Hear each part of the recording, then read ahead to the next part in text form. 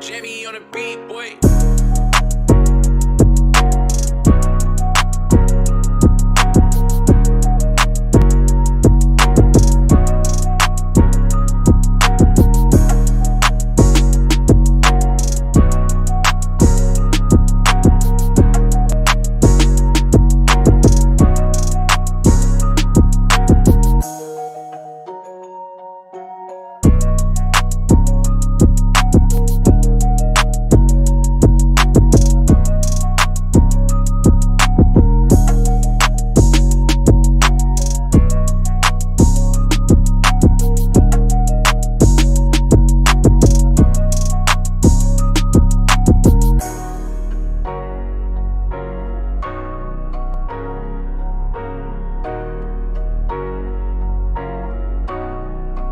Jamie on the beat, boy.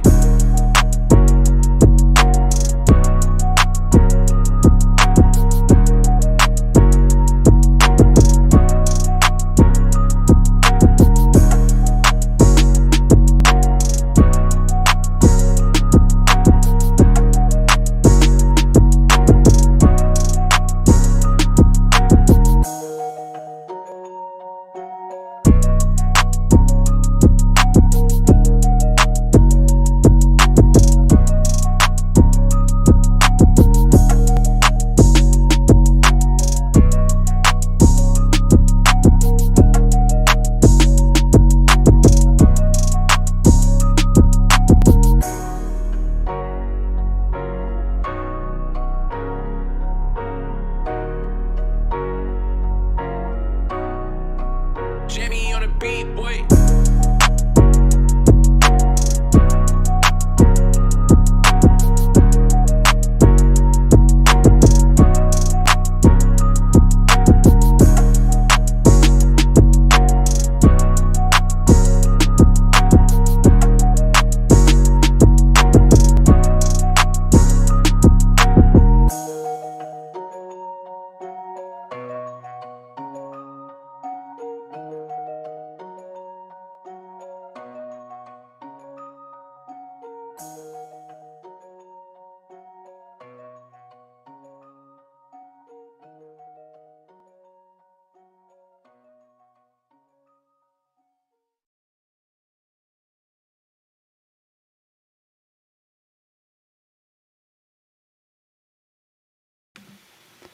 What's going on, everybody? Welcome to the Gin College Podcast. I'm your host, John J. II, here with Cody Almasy here on a Friday, the 27th of January, 2023. We're super excited to bring a new episode to you here today, and there's a lot to talk about, a lot to discuss, and we're really excited about it. Cody, how you doing, man? Hey, John. Doing great, man. Happy Friday, TGIF. Got the night off. Pretty excited. Gonna catch up on some GCP type things. Watch a little mid-major basketball. No really top 25 teams in action tonight, but gives you a chance to see what else is out there in the college basketball world. And there's going to be a player we're going to talk about here shortly that's going to be in action tonight that everybody should tune in to get a look at. Yeah, I'm looking forward to it. And you know, the college basketball scene specifically, it's heating up, and we're inching towards March every day, and we're just looking forward to it. We're highlighting the players that we have at our fingertips, and yeah, just inching towards March. So let's jump right into it. Let's hear about Antoine Davis. Let's hear about what he's been doing and what impact he's had on the college basketball world. Yeah, let's do it. All right. No mercy from Detroit's Antoine Davis. Titans guard Antoine Davis is breaking NCAA records this season as he leads the league in points per game with 26.4. Davis became the all-time leader in three-pointers made when he passed Wofford's Fletcher McGee, who hit 509 from 2015 to 2019. Antoine Davis passed him. So he's going to get some good distance on that record as he's got 10 games to go. One more record he's a little bit more focused on. He's trying to pass Pistol Pete Maravich's all-time scoring record of 3,677 points. It's It's going to be tough for him to do in the games he has left. We're going to be rooting for him, but that Pistol Pete record is one that is not going to come down easily. What do you think about Antoine Davis this season? His chance at becoming the number one all-time scoring leader, and a little on Pistol Pete from you, if you will. Yeah, for sure. So talking about Antoine Davis, he is just a phenom, getting some recognition here out of Michigan, Detroit, Mercy, and this guy, he's really leading the pack when it comes to Michigan basketball within Michigan, maybe sub Big Ten, however you want to or however you want to categorize it. Leading the nation in scoring, setting the all-time three-pointers made record, and doing what he did against Robert Morris, with the 41-point outing where he set the record for threes, 11 three-pointers there. He's just setting the stage for the future of Detroit Mercy, and he's really doing what he has to do to to make an impact in a team, and he's making teams in the Big Ten, in Michigan, and elsewhere, in other leagues even. He's making them turn their heads that are, that they're saying, oh, maybe we could have got this guy, maybe we overlooked this guy in some, in some recruiting capacity. But that's all in hindsight now, and that there's NBA scouts already looking at Antoine Davis right now, so that has to be focused on. We talked about Pistol Pete a little bit prior to going live, and basically he stood alone when it came to status, when it came to athletic ability back in his day, and he's on the mission. Antoine's on the mission to pass Pistol Pete's all-time scoring record of 3,667 points. But we talked about this earlier. Pistol Pete, he would be in the conversation today, but he wouldn't be the only one in the conversation like he was in his day. So, he was amongst others. The numbers were very few back in Pistol Pete Maravich's day as a player. So, but there's so many athletes. The athletic ability has really spread like wildfire, and that can go for every league, not just NBA, not just college, not just basketball, but also football and every other sport as well. We're seeing athleticism flourish in a large capacity. So I'm loving what Antoine Davis is doing. I like seeing a player from Michigan, especially in a sub-Big Ten school where they're not going to get as much recognition, but they're still going to get some limelight. And we've heard about him, so we know what he's all about, and we know what he's capable of at the next level. So I'm impressed all around. Yeah, I think you got to be impressed with this guy if you've seen him play any basketball. Even if you haven't seen him and you just kind of glance at the numbers he's putting up this season and over his career. But the thing to know is this is Antoine Davis's fourth season, and Pistol Pete Maravich only played 3 seasons at LSU, 68, 69, and 70. And his average, he averaged 44.2 points a game. And I think what John is telling us here is that in today's day and age, he would not be able to average 44 points a game. I don't know what the old heads of college basketball fandom would have to say about that. I think they really like their Pistol Pete Maravich, but we'll leave that up for you guys. A little bit of discourse between us and the audience is always good. So let us know what you think about Pistol Pete Maravich and if his play of his time, his era of, as somebody put it, firemen, mailmen, truck drivers were playing in the league at that time. So would it translate to today's day and age when you just got freak athletes in every which direction you look? Yeah, it's really cool too because you look back in those days, and that reminds me even of the Babe Ruth era, where you've had guys going into their office jobs, and then next thing you know, they're out playing the Yankees. And that's just kind of the mentality it was back then, and that was the era of really when professional sports became the possibility. It was the possibility for these players / citizens to become, full-time athletes, and that was unheard of before their time. So looking back, even, that's obviously way back, compared to Pistol Pete, but it moved in that direction back in those days, around over 100 years ago, I'd say. It was that transition where the ball started rolling to make that transition happen. So it's just interesting to see professional athletes also on the same playing field as normal everyday people. But it's cool no matter what. All right, we will come back to 2023 here. We're going to come back to the present, get out of the past, and we're going to talk about another player who is making history from the state of Michigan. Let's talk about Almasy Bates, an Eastern Michigan Eagle. Fly, Eagles, fly, baby. He had a great night the other night against Toledo on the road. Toledo ended up winning this game somehow, kind of just a snapshot of what Eastern Michigan's season has been. But Almasy Bates had his career best game in a lot of different stats. He had 43 points. He had 15 field goals made. That's going to be second all-time in Eastern Michigan history for a game. He hit 9 3-pointers. He hit 7 of them in the first half. And really his first half was the most historic part of this game. He had 29 consecutive points scored.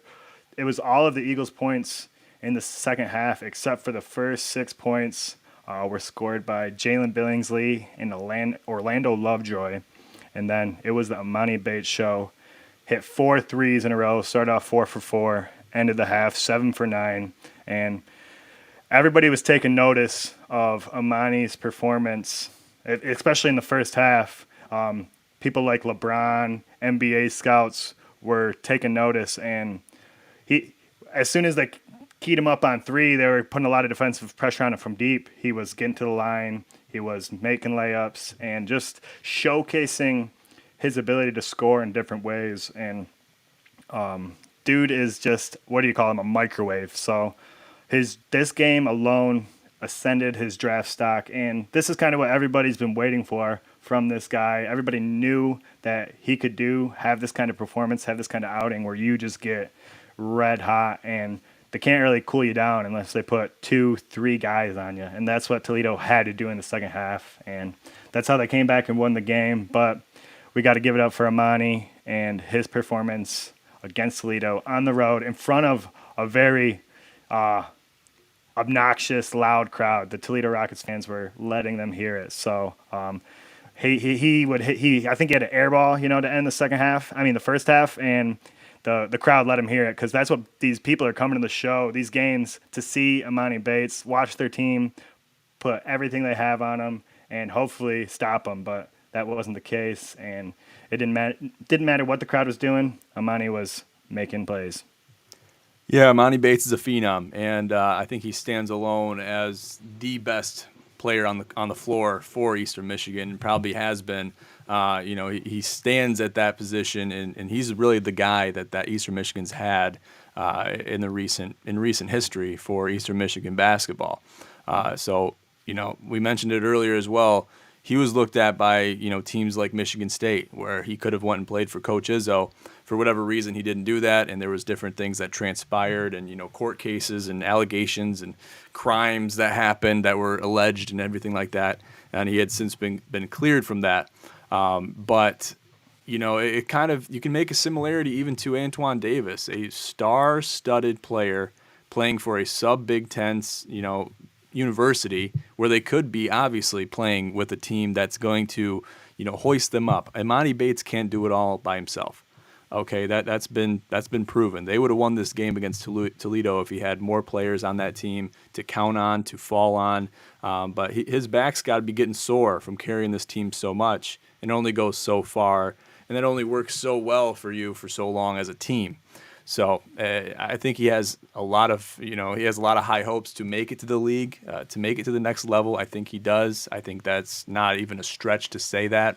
And these players are getting noticed in these, sub schools. And I don't mean that in a way to demean them or to throw them under the bus, but that's just what they are. When you're looking at AP polls, when you start looking at seeding for March Madness, that's what's going to be considered, is strength of schedule, strength of conference. And if you don't have that, you're going to be labeled as a sub-university in a league amongst men. Overall. So that just has to be considered, but you have diamonds in the rough, like Almasy Bates, like Antoine Davis, that will shine through that rough patch. And these guys are going to make it to the next level. I mean, these are the guys that the scouts are looking at. If they're seeing these guys put up these numbers with teams that aren't really boosting them up that much, aren't really helping them or their cause to a great capacity, they're going to be having them on their radar, and they're going to stand alone in these eyes of these guys that are recruiters for the NBA, for draft stock, what have you. They're going to be looked at. They're not going to be overlooked because they stand alone, because there's nobody else like them on the floor. So I think there's a lot of positives to playing for a sub-university, a smaller school, and I think Amani Bates and Antoine Davis will reap the benefits of that down the road. Yep. Just one more time before we move on. There's just been a lot of times for Eastern Michigan, as somebody who works for the university, their athletic department, and follows all their sports pretty closely. There's been lots of times already where Eastern Michigan as a team, everybody would, I guess, expect them to throw in the towel on the season already. Their coach gets ejected a couple games back early in the second half. Even this past weekend when Amani Bates and the Eastern Michigan men, they lose to NIU at home by a convincing margin. And Amani, he got hurt in that game. He took a couple hits to the head. So to see him 3 days later respond in this fashion and play so well with one of the best teams in the MAC, Toledo Rockets, just hats off to them. Just do your best, get to that 8th spot in the MAC conference and try to break your way into the tournament and see what you can do, salvage the season. But we'll move on from there. We will talk about the upper echelon of basketball now. We'll move away from the mid-majors, and we'll go to our game of the week.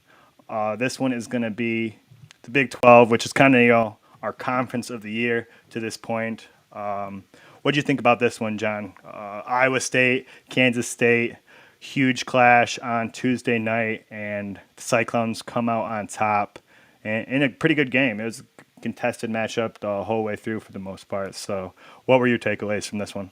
I got to tip my cap to you first and foremost. You sniffed Iowa State, and I was on the Wildcats side. I got to be honest with you. Just seeing what they did to Kansas, seeing the type of basketball that they're playing, that's what – I expected Kansas State to win, to carry on with that mentality, with what they have been doing. So to see that loss, obviously a close game. You're not looking at a big loss here. But the Cyclones, it gave me a glimpse of back, the Monte Morris days of Iowa State.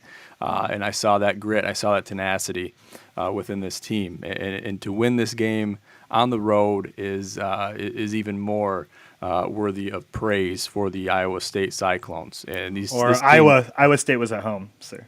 Oh, Iowa State was at home. So yeah, both teams are still undefeated at home now. Yep. Either way, it's a hell of a win for Iowa State. And, just to focus on March, you got teams like this that are winning games in this scenario. Kansas State was on our radar when they beat Kansas. Now Iowa State is on our radar for beating Kansas State. So you have games like that where it shows you that any team can win, and any given night they're going to have an opportunity to win. If they come, they show up, and they take the floor expecting to win, then there's nothing that's going to stop them other than themselves and their belief factor that says we're going to win this game, or I don't know if we have what it takes to win this game. So if you are, I don't want to say dumb, I want to say dumb in a positive way. If you are dumb enough to believe in yourself even when you don't know that you have what it takes to win, if you have that faith, that blind faith, sometimes it works out, especially in college basketball, that's true. So, we've seen it time and time again. This is just another team that we have to focus on. Yeah, and really my biggest takeaway from this game is I want to see a little bit more from Keontae Johnson here. Only 12 shots, 6 for 12 in the game, and he had his boy Marquise Norwell out here dishing dimes and also leading the team in scoring. And I just want Keontae Johnson as their star player to be taking more than 12 shots, What do you got to lose at the end of the game there? Just be a little bit more aggressive as the guy for the Wildcats. Norwell is leading, or I think he's second in the college basketball in assists this year. So you got a playmaker like that, man. Just let him feed you. Get in there, get to the rim, get close to the basket, and you're great at catching rebounds, Keontae Johnson.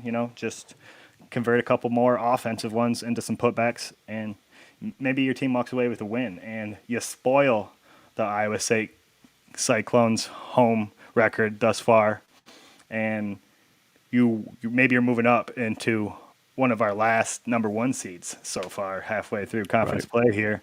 But instead, you're going to be falling back. We're going to be talking about kind of how that is just a snapshot of how the top 25 is looking this year, how it's a lot of rising and falling. But yep, I just need a little more from Keontae Johnson, but hats off to Jaron Holmes and protecting the home court advantage. 23 points, 8 for 11 from the floor, super efficient, and just making those plays in crunch time that you can't really put on the stat sheet. So hats off to the Cyclones and their big win at home. Yeah, just real quick before we talk about it, I mean, we're going to talk about this here next anyway, but this adds to the stock of the Big 12. This adds to the stock of what the Big 12 is made of. So you got Kansas State ahead right now. You got Texas. You got Iowa State, too, winning a big in-conference game there. You got TCU. You got Kansas, Baylor. Oklahoma State is capable of surprises. West Virginia can't be counted out. And then you got Oklahoma and Texas Tech towards the bottom of the spectrum there. But Texas Tech is a team that is historically good, especially in basketball. They're falling off. They're in a rebuild year right now. But if you got Texas Tech in there as a contender too, you're looking at 90% of the Big 12 being serious contenders for the championship. Really, I mean, at least to be an Elite Eight team, you have that chance to make it there with almost every single one of these teams in the Big 12. So that has to be focused on, and we're going to talk about that here right now. And that is why the Big 12 is the best in show because of that. Cody, tell me what you got about the Big 12. Yeah, the Big 12 is just kind of far and away the most complete conference as far as top to bottom. I mean, if you just look at the graphic we have on the screen for people who are watching online right now, look at all these teams. These are the top 6, and all of them are ranked in the top 25. And, I mean, you mentioned it, the bottom of the conference, you got teams like Oklahoma, Oklahoma State, West Virginia, and Texas Tech, who, I mean, they're at the bottom of the Big 12, but they'd probably be at the middle of some of the other Power 5 conferences, and they can beat anybody on any night, you know? So it's really speaking to the power of your conference when you got all 6 of your top teams are within the top 20 here. Baylor's the lowest one. They're at number 17. They're 5-3, 15-5 overall, and I think they're on a 4 or 5 game win streak now after their big win against Kansas. And yeah, it's really going to get interesting as we get to the end of February here.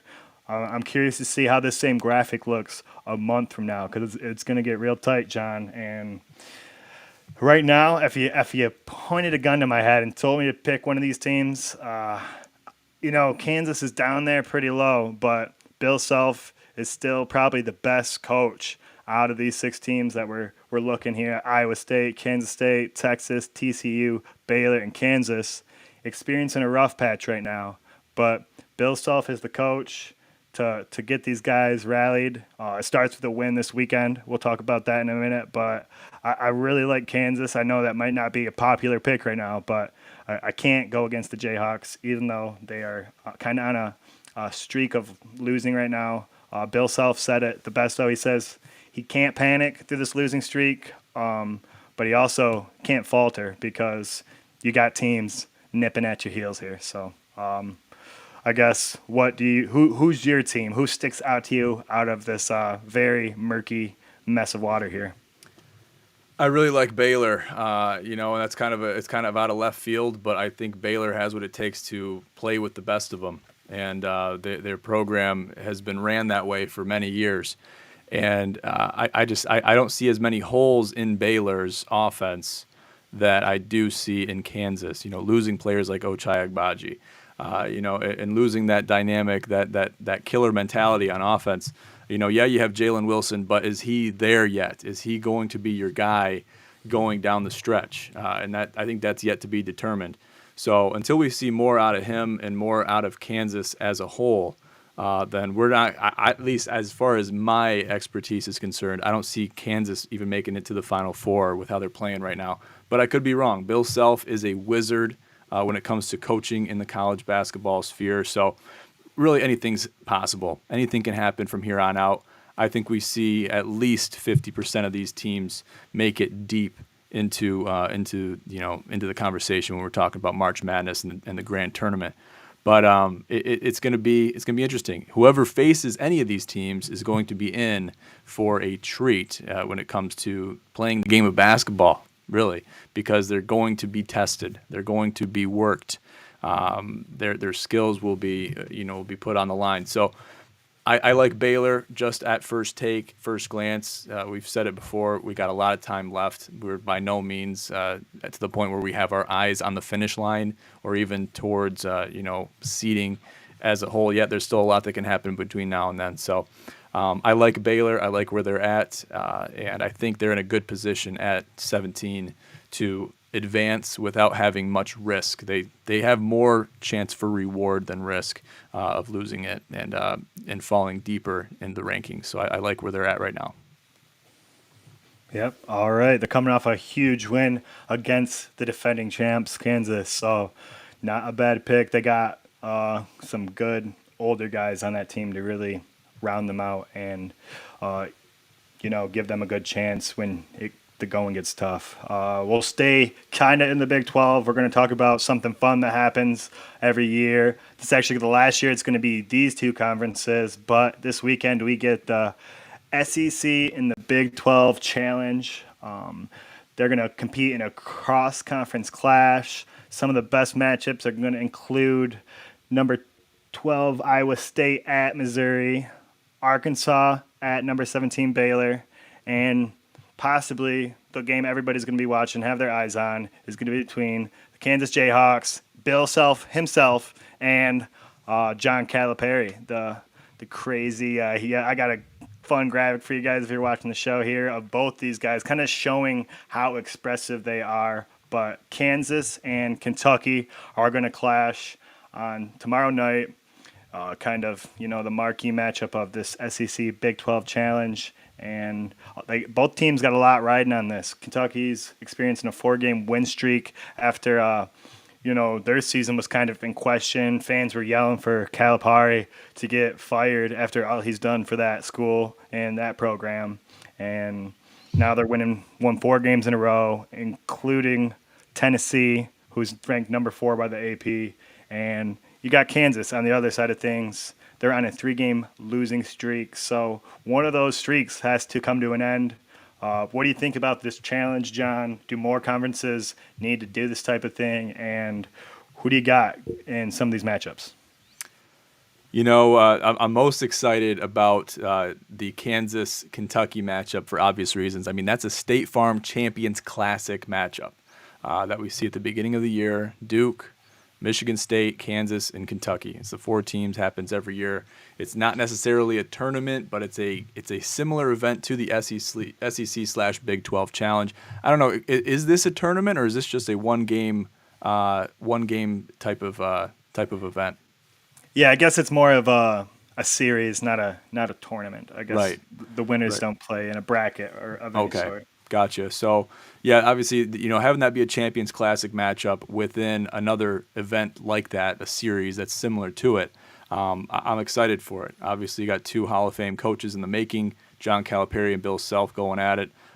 They have been, and they have always been in the conversation when it comes to winning a national title. And, they're in that conversation every single year. And these guys have some years left into them, and good years left.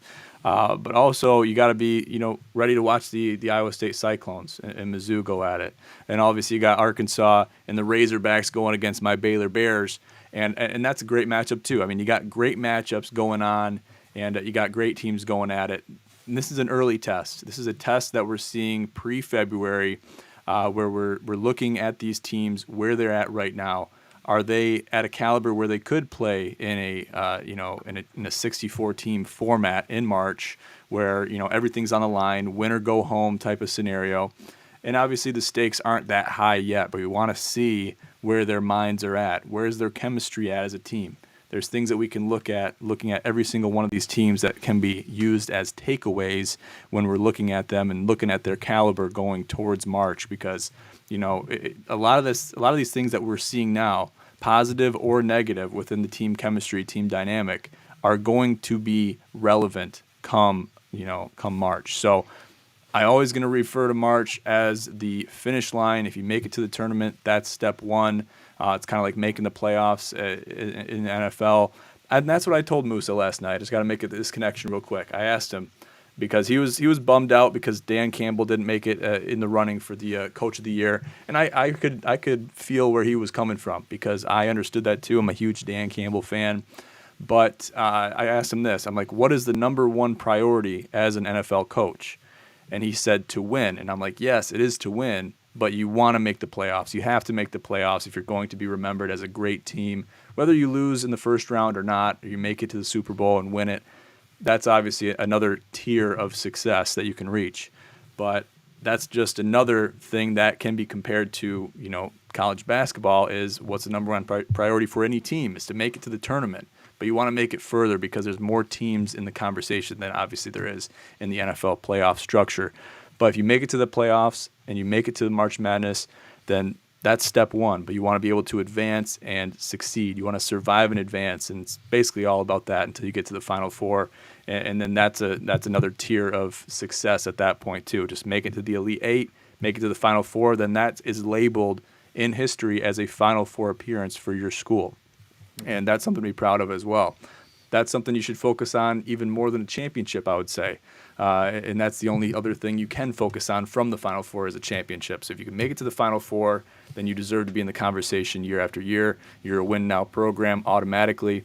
And, that's what you're going to be focused on. So we're going to see a lot of that this weekend with the SEC Big 12 Challenge. We're going to see a lot of good teams play, a lot of good teams go at it, and I'm excited. Yeah, it's a great measuring stick for how your team can match up with some other teams that aren't in the same conference as you. A lot of these conferences have certain styles of play, so it's just a great opportunity to get some just experience that's hard to come by in college basketball throughout the regular season. And yeah, I think more conferences need to take a page out of this book, and it's just only going to benefit us as the fans, and then the product, which is college basketball as well. And we'll stay talking about, at the top of college basketball. We're going to kind of expand things to the whole picture here. And there's two teams at the top, and then it kind of gets, just like the Big 12 conference standings, a little blurry. So we got Purdue, Alabama, and who? The number one Boilermakers are 8-1 in the Big Ten, and the number two Crimson Tide are 7-0 in SEC play, and they just continue to establish themselves as the top teams in college basketball this year. Houston dropped a historic loss on Sunday night to the Temple Owls. That's kind of putting the Houston Cougars' number one seed aspirations in question. They kind of default get a number one seed as it stands right now because of how everything else is in college basketball. But I'm curious. I'm going to ask John, and I'm going to pose the question to our audience here. After the tourney started today, who would be your final number one seed? That's assuming, Purdue, Alabama, and Houston are in. We got teams like Tennessee, Kansas State, Arizona, UCLA. They just dropped a big one last night. We'll talk about that before we get out of here tonight. So yeah, John, I guess who would be your next team up? Who are you feeling? I got to pick Arizona just because I really like where they're at. They got players that are going to go to the league. Kirk Ariza, he's a phenom. He knows how to run that offense. He's a little white boy. Why is he in the conversation? Because he knows how to run the offense. He knows how to maintain that chemistry within that Arizona team. So I really like Arizona. Even historically, I think they had a year to build off of what they had to work with last year, and they got cut out a little too early. Whatever, but they got to be focused on the here and now, and that's what they have to do. So I'm looking at Arizona. Obviously, I'm looking at teams like UCLA, where you got Jaime Jaquez and you got Tiger Campbell, both in there. They're upperclassmen now, and the Bruins are going to be a threat this year. I mean, you can't count them out. They take a tough loss here before February. Hoorah! It is a big deal, but it's really not a big deal in the grand scheme of things. You're looking forward. You're getting towards the end of February. Mid-February, those losses can't happen, obviously. But we're kind of getting towards the end of the phase where you can afford to have stupid losses happen. If you're really a good team, if you're really in the conversation, you want to be in the top 10 conversation, you have to be winning those 50-50 games. So I think they're still in that realm of possibility where they can make it to the top and they still can possibly weasel their way into a 1 seed. It's not out of the question for them, but I think that gap is narrowing for UCLA. I think Arizona's hot right now. I don't think they can be touched, and I think they're working their way up to being that 4th 1 seed. Yeah, I think you're on a good trajectory here with that line of thinking. They got the benefit of flying under the radar, so no one's really looking at these Pac-12 teams day in and day out, like the SEC or the Big 12 or even the Big 10 teams. I don't know if it's because they play late at night. Everybody's gone to bed by the time they're playing on the West Coast, but yeah, Arizona, they really have an opportunity here. They have a favorable February schedule to really put some distance between themselves and the rest of the Pac-12. They don't play, or this is USC. USC and Arizona, they play come March, but until then, Arizona's got a chance to put some distance between them and other teams like USC, UCLA. UCLA, though, you mentioned they take a loss to USC last night, but it's kind of a time, like you said, you can take a loss like that one, a slap in the mouth, and you got time to kind of get new identity, respond, and get in a new rhythm. That's what you want. You don't want to be riding like a 10, 12 game hot streak come March and then, have it end there. You'd rather get hot a little bit closer to March. So, yeah, I like where your head's at looking at some of these Pac-12 teams. They're definitely flying under the radar, but there's huge room for rising, falling, like we said, in especially like the 10 to 20 region of the top 25 this year. Yeah, they're going to have opportunities. I think it's only to their benefit, these teams in the Pac-12 and out west, to fly under the radar because they're not going to have high expectations from the outside looking in. They're going to have, maybe their own doubts, but if they don't have doubts from outside and they don't have, they're not sitting at the top. You're sitting at the top like Purdue is right now. Everyone's got your number. But if you're not in that top 4, if you're not in that top 1 seed, if you're not at least, 1 seed projected right now as things stand, if we were to walk into the tournament tomorrow, then that's only going to work to your benefit as a team. So I think Arizona especially is in a good spot. Sweet. Well, we'll end on a little bit of a fun note here. Go to the Atlantic 10. I don't know how much we'll be going to the Atlantic 10 as far as topics or college basketball coverage is concerned, but that's what we're going to do to end the show this week. We're going to go to Duquesne versus Loyola Chicago. Everybody knows, about the Ramblers, Loyola Chicago. Sister Jean still hanging in there, rooting on the Ramblers, but they're not having the season that they have over the last couple of years. Instead, they're getting pointed out for an Uber Eats driver walking onto the court mid-play. As you can see there in the graphic, if you're watching, looks like a Chicago Ramblers trying to inbound the basketball, and an Uber Eats guy has a bag of McDonald's trying to get it to I don't know who. He's calling out. Only at a small university like this is it going to be able to happen. Keith Dambrow is the head coach of the Duquesne Dukes. He had a fun little quote for us, which I had a lot of fun with because there's a surprise in it for me. I'll read it. Only at Duquesne's can a guy deliver food on the court during the game. Craziest thing I've ever seen in my life. Other than when I was an assistant at Eastern Michigan University, we had these friends of ours that were good fans, and they got the ice cream guy to deliver the ice cream to the coach coaching the game. That's the craziest thing I've ever seen. So Keith Damrow, I guess, just gets himself in these kind of situations where there's people trying to deliver items of food to people playing basketball. And, the video's gone viral. It's been a lot of fun. ESPN and networks like us are having fun with it. But the University of Duquesne's, they're not so happy. They got to school to run, safety procedures to keep in place, and this is not within those guidelines. So who knows what kind of trickle down this will have.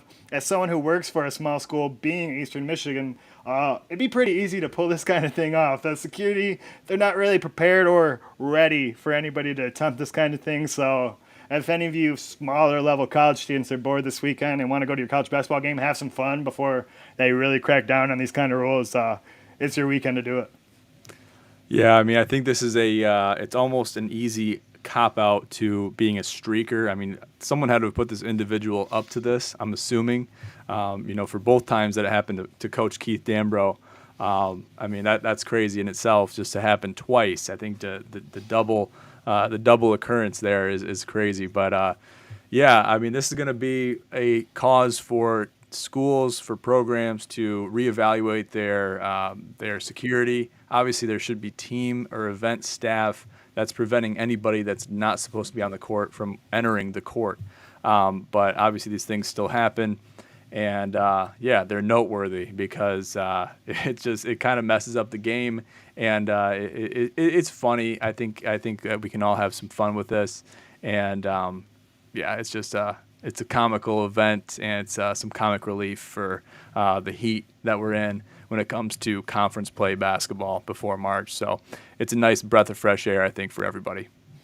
Definitely. I'm going to have to ask some of the old heads at Eastern about the ice cream incident, because I'm sure that they got to have it fresh in their memory. Has to be pretty memorable event there at the George Gervin Center, which back then was called the Convocation Center. So I'm sure there's some stories to be told. I will keep you guys updated. Maybe I'll have some more on it next week. Cool, good deal. All right, we'll begin to wrap it up here. Cody, you got any final thoughts for the people out there before we sign off? And like I said when we started the show, enjoy some mid-major basketball. Tune in to Antoine Davis tonight. Watch Detroit Mercy. When else are you going to watch Detroit Mercy basketball? It's a great Friday night to do it. No football on. I guess one thing I wanted to ask you before we go, John, we got some of these quarterbacks in the NFL had some pretty good college careers, namely Jalen Hurts and Brock Purdy at Iowa State. Just kidding. Who do you got in that matchup? The guy from Oklahoma / Alabama. That's a own hot button topic in itself there. Who gets to claim him? But then versus Mr. Irrelevant from Iowa State Cyclones. Who you got? I'm curious. Yeah, so I talked about this a little bit last night with Musa, and I went with Brock Purdy because he's won so many games. He's gained the liking of players like George Kittle, which played phenomenally, and he's already showing to be the number one, if not the only receiver that Brock Purdy's targeting. If he's open, he's going to George Kittle. So I really like the 49ers to win. I think if you put Jimmy G in the same position at quarterback against a team like this Eagles team, then it's a different conversation. I'd probably have to take the Eagles to win it. The only concern I have is the protection. Now, the Eagles have a better offensive line, more experienced offensive line than do the 49ers, so it's going to be coming down to protecting the quarterback, protecting Mr. Irrelevant in the pocket. And if they can do that, I think they come away with the win. I think they have the offense to do it. They have the skills to do it. And then it's going to come down to defense. Obviously, defense, there's been some woes for both these teams defensively this year, but I think the 49ers defense can hold on against the Eagles, especially if Brock Purdy and George Kittle play well. What about you? I'm rooting for the Cyclone product as well and Brock Purdy. I'd really like to see Mr. Irrelevant. You get that name coming into the season, and now you're here, and could be one of the first rookie QBs to get your team to the Super Bowl. So that I'm going to be rooting for that history. And Jalen Hurts, he did really good at Alabama, and he did really good at Oklahoma. I just don't want to see him do really good at Philadelphia so soon. So right. There's my bias reasoning. Perfect. Sounds good. Good deal. All right. Perfect. That brings us to the end of the GCP. Hope you all enjoyed it. Make sure to listen to it and watch it later on YouTube and on Apple Podcasts. Make sure to check us out on social media. Check us out everywhere. It's on our link tree that will be in the bottom of this podcast in the description. And be sure to check out our website for all IG posts, updates, and articles relating to the world of sports, the wide world of sports, which we all know and love. And we'll see you guys on there. Make sure to join us on the conversation, in the conversation on Twitter. which those handles are also in the link tree and below this podcast, to jump in with any controversies you may have. So we're interested in what you have to say, and we'll look forward to continuing the conversation on the Twitter sphere. But until next time, I'm John J. II with Cody Almasy for the Gin College Podcast. Thanks so much for tuning in. Have a great night.